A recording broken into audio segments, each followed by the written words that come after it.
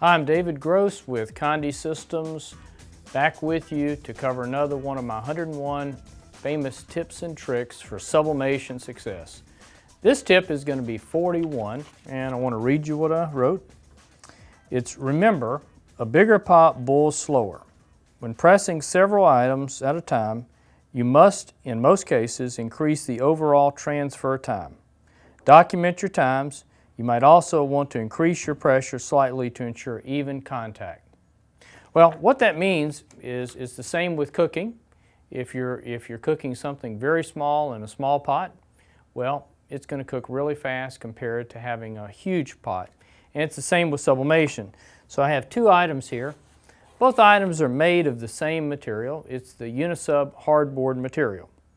And so if I press this, okay, probably can easily press it in a minute, something like that, maybe even get by with 45 seconds because it's such a small amount of surface to heat. And since I've got a nice George Knight DK20S press that puts out a whopper amount of heat, it's really going to heat this fast. But when we go to a big substrate like this, same material, we're going to have to heat it a lot longer, and so I'd probably press this for 2.5, possibly 3 minutes, but certainly 2.5 minutes. And in most cases, it's okay to overpress these substrates, even if you go a little bit longer than you need to, because the coatings are so tough. And so we really want to make sure we always press, long enough, because underpressing just isn't going to get the job done. So the tip is we get bigger as you put more items underneath your heat press. You're going to need to run your times up a little bit to make sure that indeed you've got adequate heat. Another tip to remember is a lot of people get hung up on temperature. And they say, well, what temperature should I press this? And as you well know, if you've been watching these tips and tricks, pretty much everything we do is at 400 degrees. And that seems like that's the end all. Just tell me what temperature and how long to press for. But imagine you're in your bathroom and it's cold outside and you want to turn on your space heater. Well, you got two space heaters. You've got one that's 2 inches tall and you've got one that's 2 feet tall.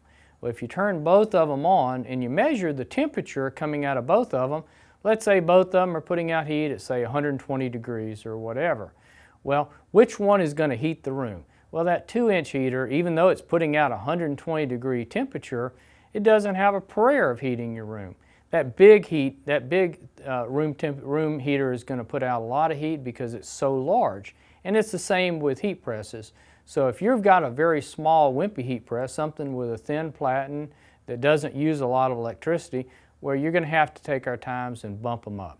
But if you've got a flamethrower like the DK20S that has a very thick platen, puts out a lot of heat, then things are going to heat really fast. And so going back to my tip number 1, and that is document your successes and your failures, and that way you can tune your settings to be appropriate for your heat press for your shop.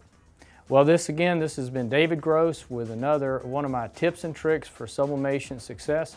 Feel free to email me at dgross@condi.com. Let me know what you'd like to see in our tips and tricks. And please continue watching our videos at conditv.com.